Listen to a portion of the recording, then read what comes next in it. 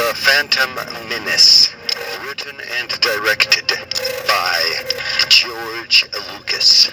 Producer Rick McCollum. Executive producer George Lucas. The Phantom Menace, an all-time masterpiece.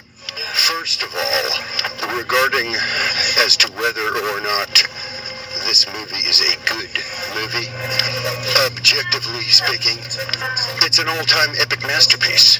The Phantom Menace, written and directed by George Lucas. Groundbreaking plot. It's a common line. Tragedy, romance, forbidden love. Groundbreaking in its presentation and scope. A long time ago in a galaxy far, far away. This is basically the new Once Upon a Time. A long time ago in a galaxy far, far away. Far away, a long time ago. An all-time epic masterpiece. Every story has a beginning. And here, we see the beginning of the story as we're being told the story of Anakin Skywalker. And the children of Anakin Skywalker. And his mother, the ones that trained him and brought him up in as part of the Jedi culture and as a Jedi. The Republic, and of course, Senator, aka Chancellor Palpatine, aka Darth Sidious, the Dark Lord of the Sith. As we see this character revealed in The Phantom Menace and then the Attack of the Clones, and of course Revenge of the Sith. An all-time epic, masterful performance by Ian McDiarmid as Darth Sidious, aka Senator Palpatine, aka Chancellor Palpatine.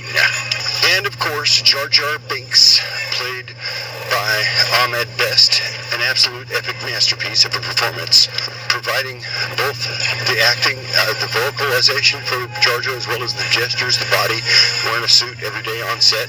Ahmed Best as Jar Jar Binks.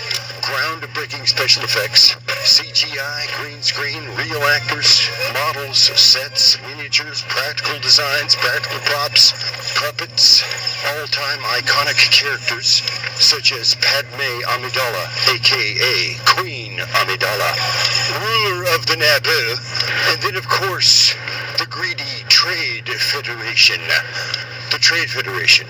Yes, we see that these are the bad guys in the movie, the start of the film. And then we see the Jedi Knights, the Guardians of Peace, justice in the galaxy. And then the encounter between good and evil. And then, of course, the Phantom Menace. Or as Obi-Wan put it, or may have been putting it at the beginning of this story, of this chapter, episode 1, The Phantom Menace, when he referred to a disturbance, if you will, in the Force, elsewhere, elusive.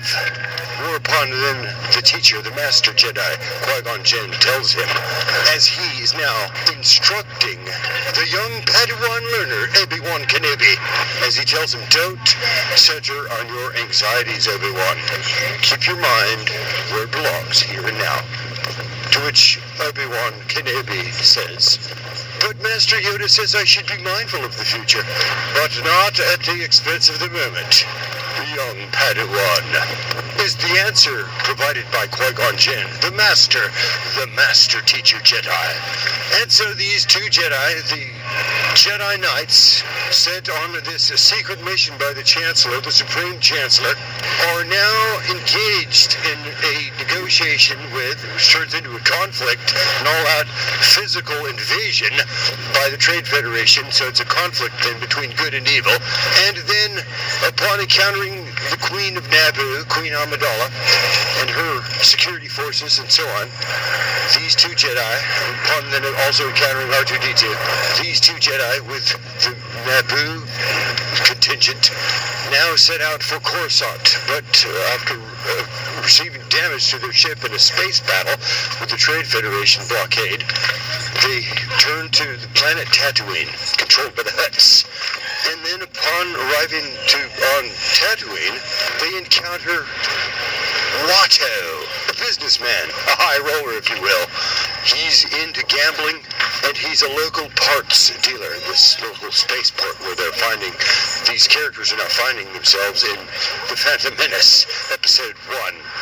And then on Tatooine, as they encounter Watto, we meet then Anakin Skywalker, 10-year-old slave boy, and his mother, Shmi Skywalker, living on Tatooine as a slave since about the age of 3, as we're told, best Anakin can remember.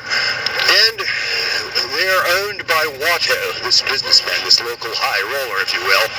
And then, of course, we have the team gathered, the iconic group, the cast of characters of Star Wars now we see. Qui-Gon Jinn, Obi-Wan Kenobi, Queen Amidala, a.k.a. Padme Amidala, R2-D2, C-3PO, Anakin Skywalker, Shmi Skywalker, and Watto. And that's basically the setup that we have for this movie, an all-time epic masterpiece, The Phantom Menace, written and directed by George Lucas. An all-time epic masterpiece. And I am your host, Mr. The Prequels. And while we're talking about masterpiece, Jake Lloyd deserves an Oscar for Anakin Skywalker in The Phantom Menace. Yeah, he deserves an Oscar. Anakin Skywalker deserves an Oscar for Anakin Skywalker in The Phantom Menace. Written and directed by George Lucas. An all-time masterpiece. And that's all the time we have for today, dear friends. Remember, The Prequels is the best Star Wars there is. And I am your host, Mr. The Prequels. May the Force be with us. And we'll see you next time. We need a navigator to get us through the